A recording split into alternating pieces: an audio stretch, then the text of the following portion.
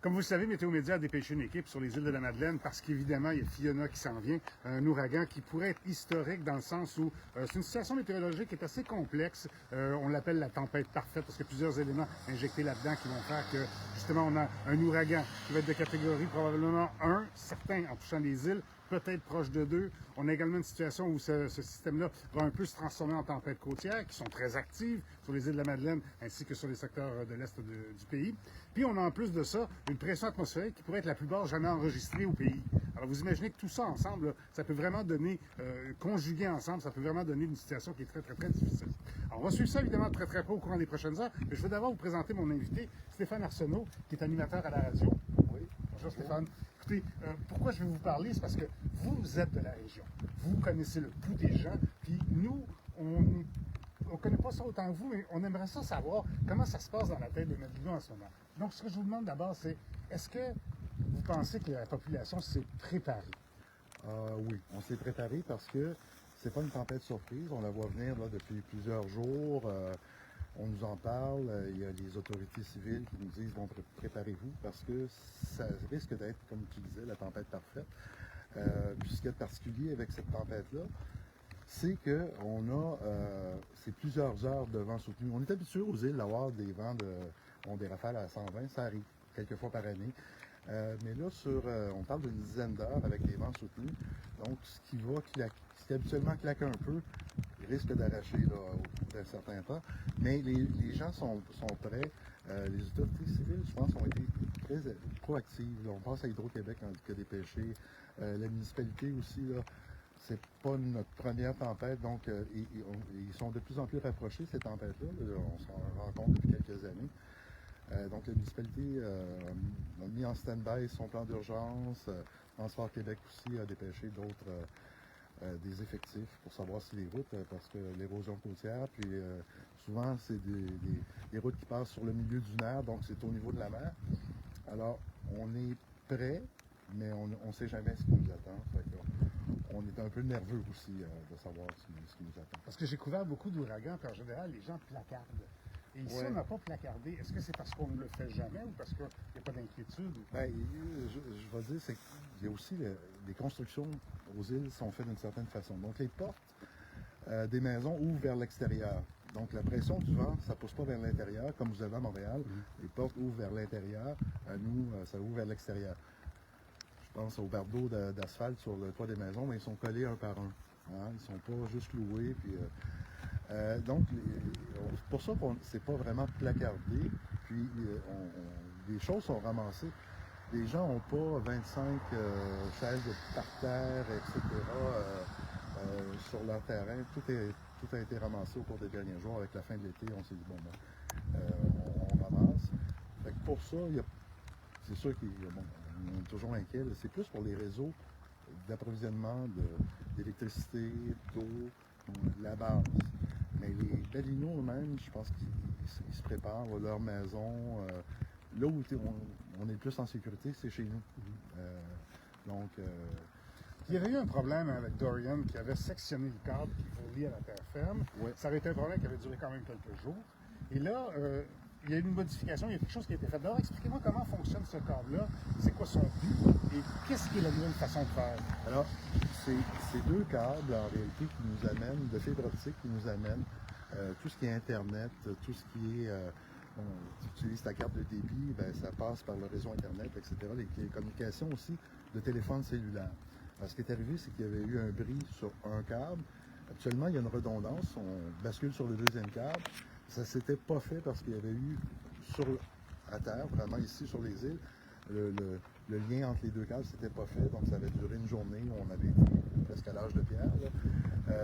Mais là, on nous dit que tout a été préparé, on a vérifié les équipements, et il y a aussi, à la suite de ce bris-là, une installation d'Internet micro-ondes. Mais là, c'est seulement pour les services de base, les services d'urgence.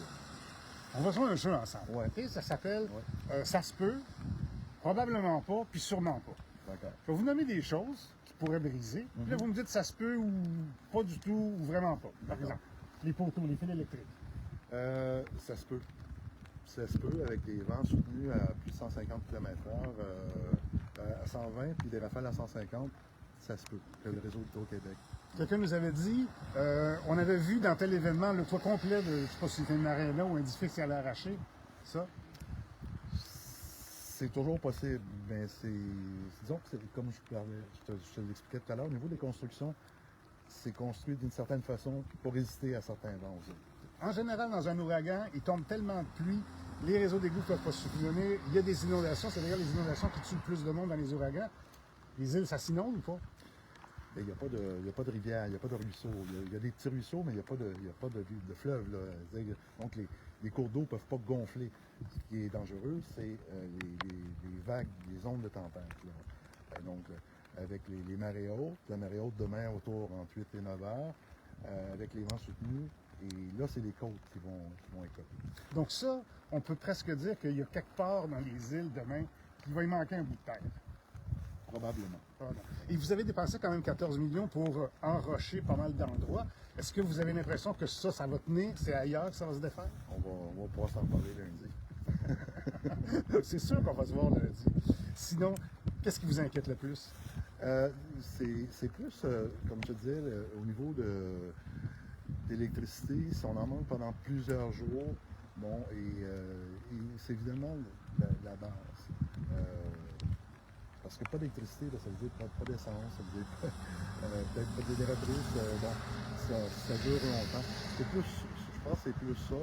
Le reste, ben, on s'est préparé. Je veux dire, on a de la nourriture, on a ce qu'il nous faut pour quelques jours. Si on est habitué dans les tempêtes d'hiver, ça arrive que le réseau routier ferme quelques jours. Mais là, reste à savoir est-ce qu'on aura des dommages sur nos maisons, puis on a une pensée, je te dirais, particulière pour les touristes qui sont aux îles présentement encore, parce que la saison n'est pas terminée, et qui sont dans leur VR. C'est eux, et là, on a fait des appels à la radio et à la municipalité qui se mettent à un endroit à l'abri, parce qu'il y a un couvert forestier un peu, là, donc il y a certains stationnements pour les VR, ceux qui font du van life, là, etc., qui sont sur l'archipel. On espère qu'ils vont aller se mettre à l'abri. Si je vous demandais de me raconter de votre vivant un événement qui a vraiment fait beaucoup de dégâts et causé beaucoup de problèmes, vous me parleriez duquel? Causé beaucoup de problèmes, mais je pense juste en janvier dernier.